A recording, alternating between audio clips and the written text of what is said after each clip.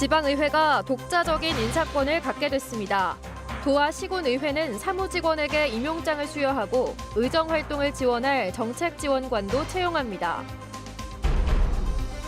청주시가 원도심의 건물을 15층으로 제한하는 내용의 경관지구 지정을 추진하자 반발하는 주민들이 시청으로 몰려가 몸싸움까지 벌였습니다. 국내 여행 붐을 타고 충북 북부권을 중심으로 대형 리조트 사업이 활발히 추진 중입니다. 단양 대강면에 들어서는 리조트 사업 속도가 가장 빠릅니다. 며칠 사이 보행자가 승용차에 치여 숨지는 사고가 잇따랐습니다. 일몰 시간이 빠른 겨울철에 어두운 옷을 입은 보행자를 식별하지 못해 사고로 이어졌습니다.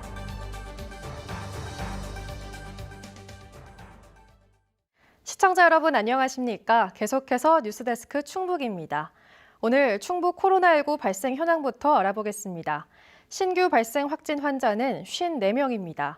지역별로는 청주 28명, 충주 3명, 음성 2명, 괴산 3명, 진천 12명, 증평 5명, 보은 1명이 확진됐습니다.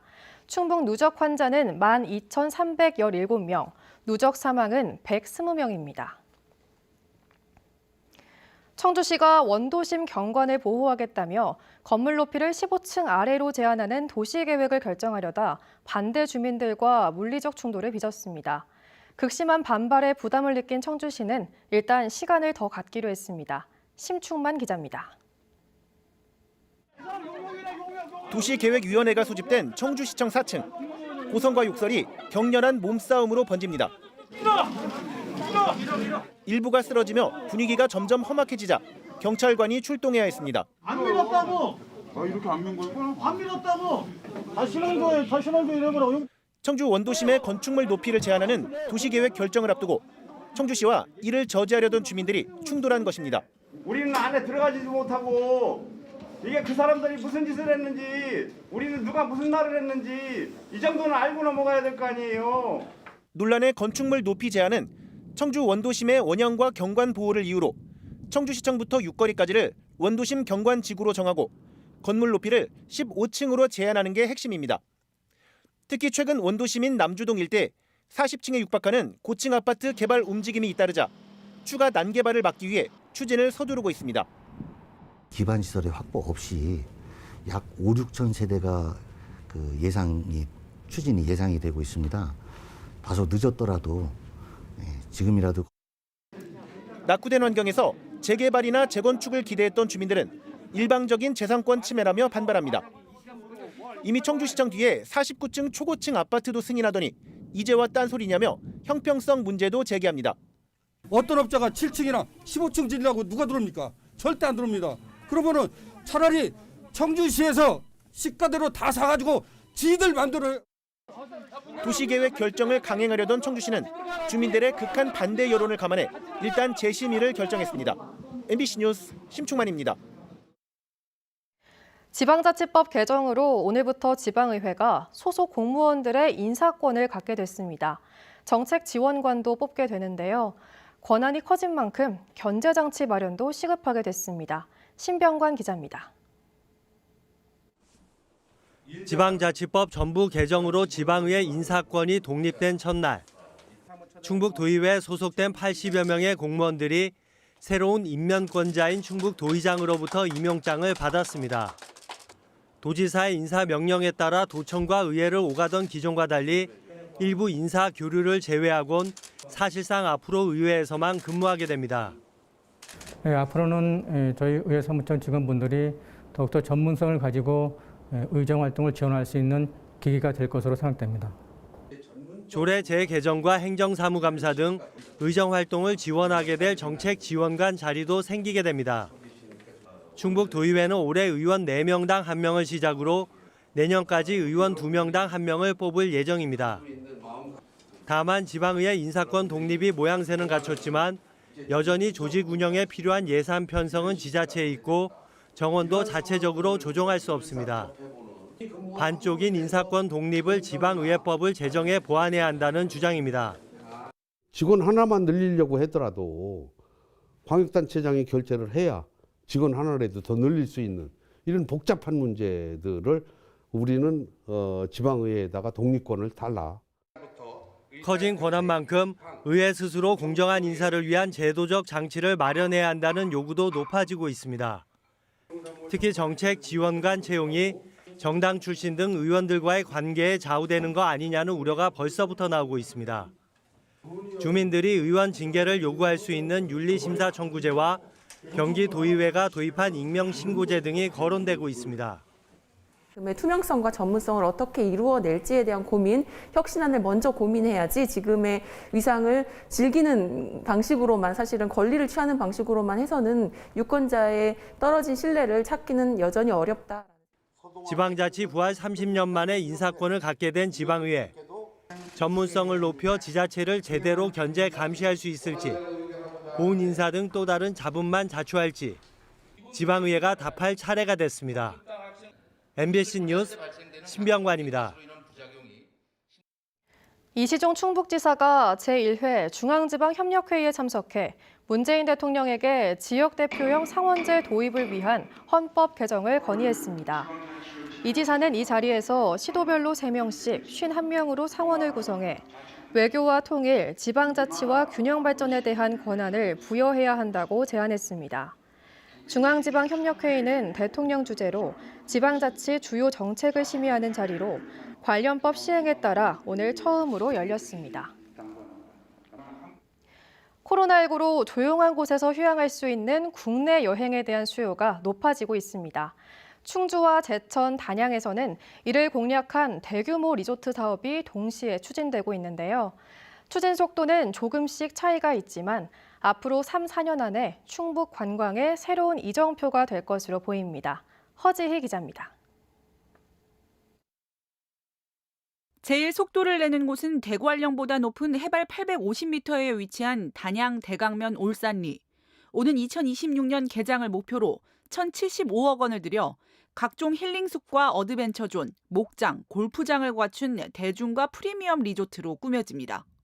단양군과 사업 협약을 한 시행사는 지난해만 3천억 원대 매출을 올린 반도체 시스템 장비 중견 기업을 모회사로 하는 원익 L&D.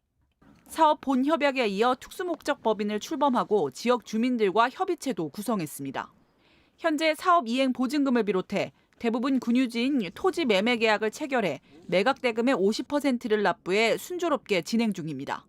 본 사업이 설계하고 인허가가 정상적으로 완료가 되고 그다음에 공사가 착수될 그 시점에는 이제 민간사업지 토지를 이제 완전 등기 이전까지 매각한 이후에 사업 시행자가 이제 본 사업을 이제 견실하게 운영하는 그런 단계만 이제 남아 있다고 보시면 될 것 같습니다.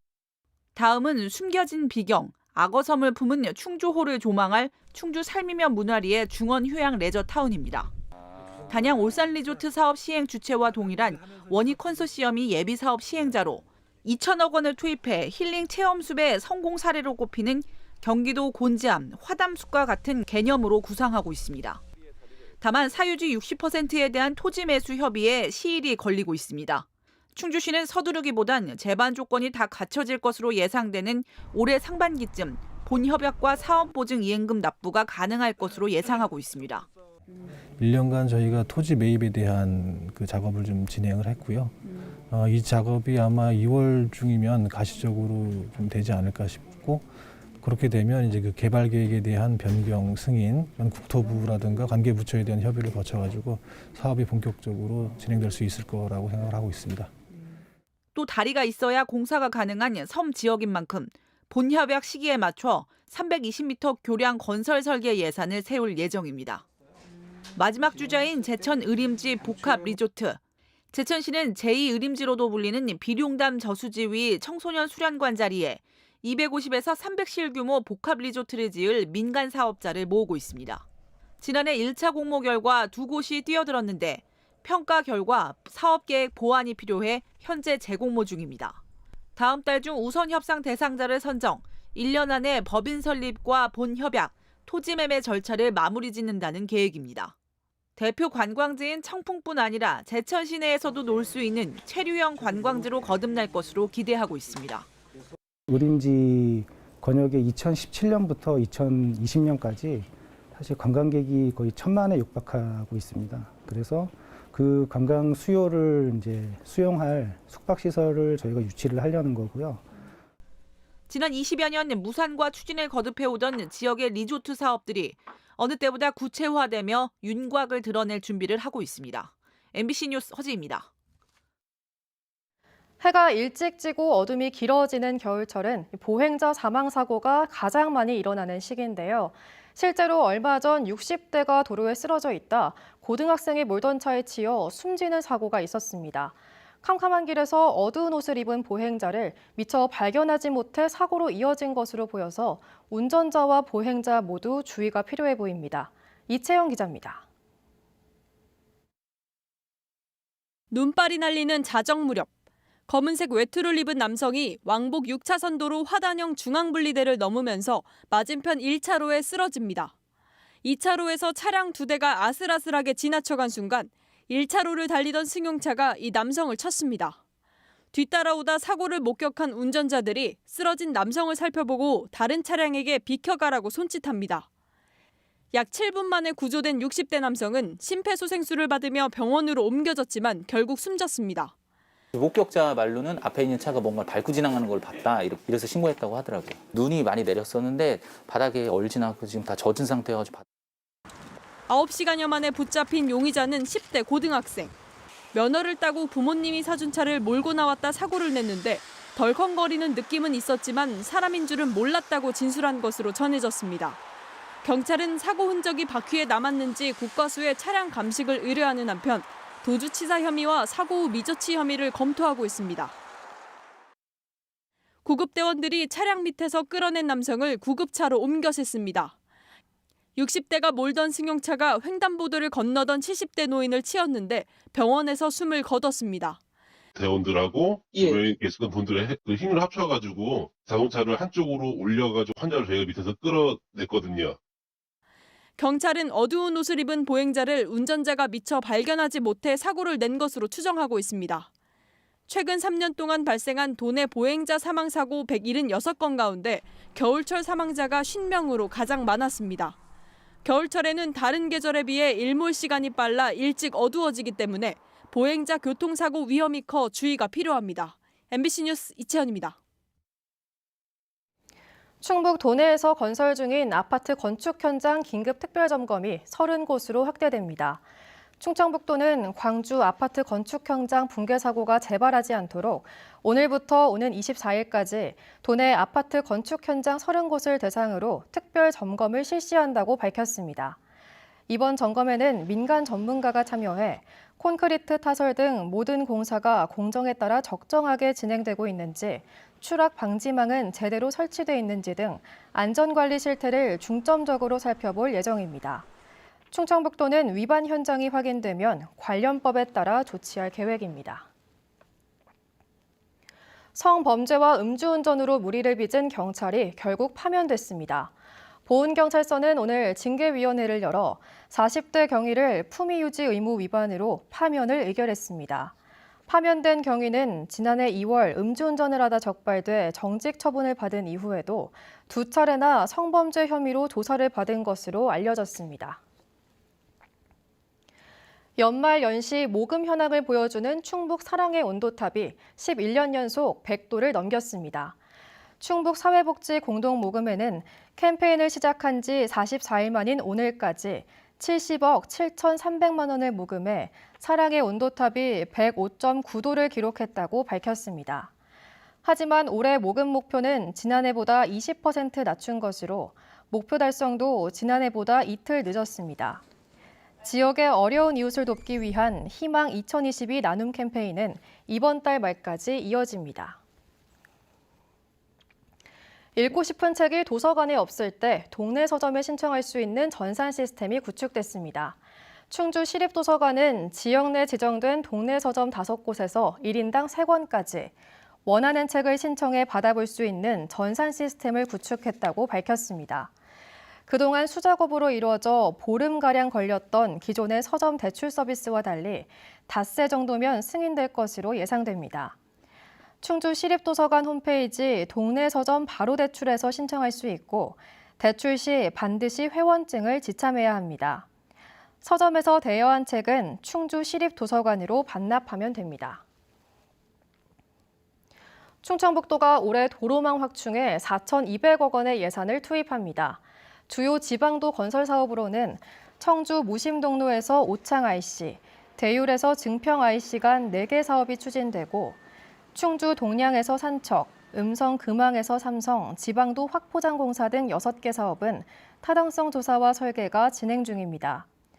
충청북도는 도내 국지도와 지방도는 45개 노선 1,435km로 이 가운데 4차로 이상은 전체 구간의 14%에 불과해 교통지정체와 안전사고 위험이 높아 개선이 필요하다고 밝혔습니다. 충북 소식 마칩니다. 시청해주신 여러분 고맙습니다.